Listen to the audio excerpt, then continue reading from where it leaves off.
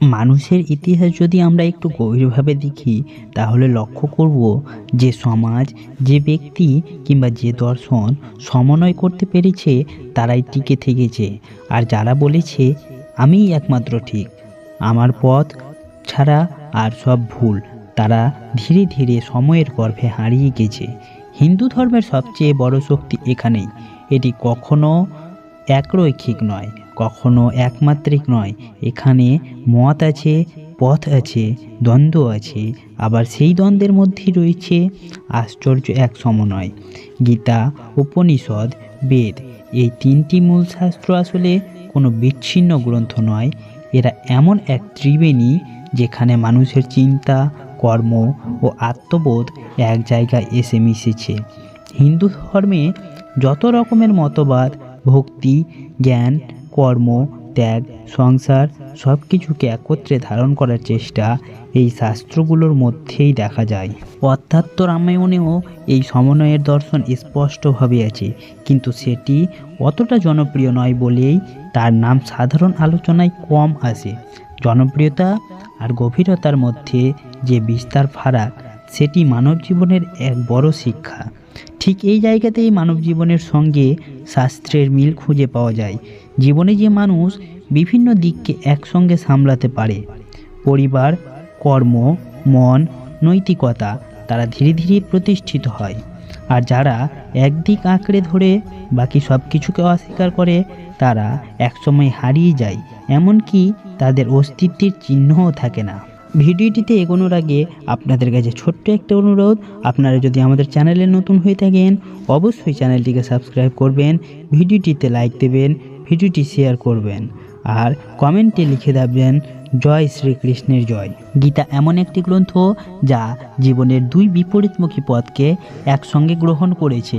একটি হলো প্রবৃত্তি মার্গ, যেখানে মানুষ সংসারে থাকে, কাজ করে, দায়িত্ব পালন করে, সম্পর্ক গড়ে তোলে। আর অন্যটি হলো নিবৃত্ত মার্গ, যেখানে মানুষ ধীরে ধীরে ভোগ, কামনা, আকাঙ্ক্ষা ছেড়ে আত্মসন্ধানে প্রবেশ করে। গীতা কখনো বলেনি সংসার ভুল, আবার এটাও বলেনি সবাইকে সন্ন্যাস নিতে হবে। গীতার বক্তব্য আরও গভীর, যে যেখানে আছে সেখান থেকেই ধর্ম শুরু হোক। যারা আত্মতত্ত্ব উপলব্ধি করতে পেরেছে, যাদের কাছে আমি দেহ নয়, আমি আত্মা এই বোধ জেগেছে, তারা ধীরে ধীরে বর্ণাশ্রমের সীমা অতিক্রম করে। তারা প্রকৃত নিবৃত্তি মার্গী, তারা গুরুর নির্দেশে জীবন চালায়, কারণ সেখানে ব্যক্তিগত ইচ্ছের আর কোনো স্থান থাকে না। এই কারণেই সন্ন্যাসীদের গেরুয়া বসন, এটি কোনো বাহ্যিক পরিচয় নয়, এটি এক অন্তর্গত ঘোষণা। আমার আর কিছু চাওয়া নেই, আত্মাই সব। কিন্তু যাদের কাছে এখনও শরীর, মন, পরিবার, সমাজ গুরুত্বপূর্ণ, তাদের জন্য বর্ণাশ্রম ধর্ম এটি কোনো ছোট ধর্ম নয়, বরং মানব সভ্যতার ভিত্তি। গীতায় এর আভাস আছে, আর বিস্তারিত আলোচনায় আছে স্মৃতিশাস্ত্রে, মনুস্মৃতি, যাজ্ঞবল্ক্য স্মৃতি ইত্যাদিতে। গীতার এক অসাধারণ বৈশিষ্ট্য হলো, যা ক্ষুদ্রের মধ্যে আছে তা বৃহত্তের মধ্যেও আছে।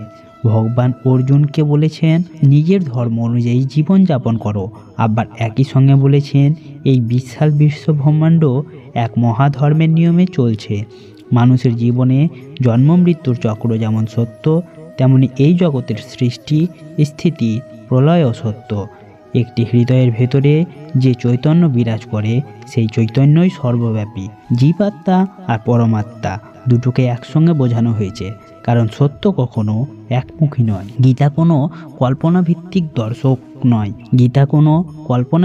দর্শন নয়, এটি কোনো নির্জন গুহায় বসে লেখা গ্রন্থ নয়।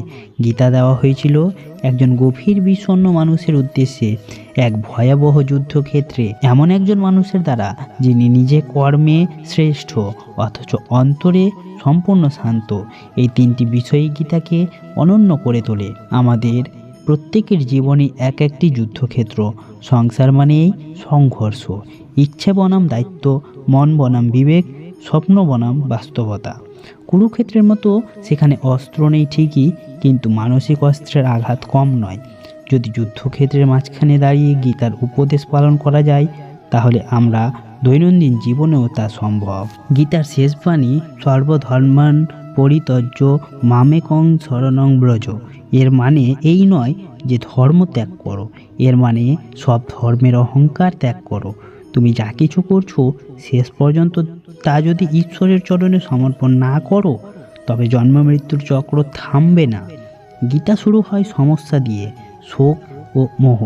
প্রথম অধ্যায়ে সমস্যার পরিচয়, দ্বিতীয় অধ্যায়ে সূত্রাকারে সমাধান, তৃতীয় থেকে সপ্তদশ অধ্যায়ে ব্যাখ্যা, অষ্টাদশ অধ্যায়ে সমগ্র দর্শনের সংক্ষেপ। অর্থাৎ গীতা শুধু কথা বলে না, ধাপে ধাপে পথ দেখায়। জীবনের যে মানুষ সমন্বয় করতে শেখে সে কখনো হারিয়ে যায় না। আর যে মানুষ বলে আমিই ঠিক বাকিরা ভুল, সে জগতের যাতাকালে পিছা পড়ে যায়। গীতা আমাদের শেখায় তর্ক নয় উপলব্ধি, অহং নয় সমর্পণ, একপাক্ষিকতা নয় সমন্বয়। এই কারণে গীতা শুধু একটি ধর্মগ্রন্থ নয়, এটি মানুষ হয়ে ওঠার সম্পূর্ণ পথ নির্দেশ। চলুন ভিডিওটি শেষ হওয়ার আগে সবাই মিলে মনে মনে ভক্তি ভরে বলি জয় শ্রীকৃষ্ণের জয়। আর অবশ্যই এই জয় শ্রীকৃষ্ণ শব্দটি কমেন্টে ভক্তি ভরে লিখে যাবেন। ধন্যবাদ।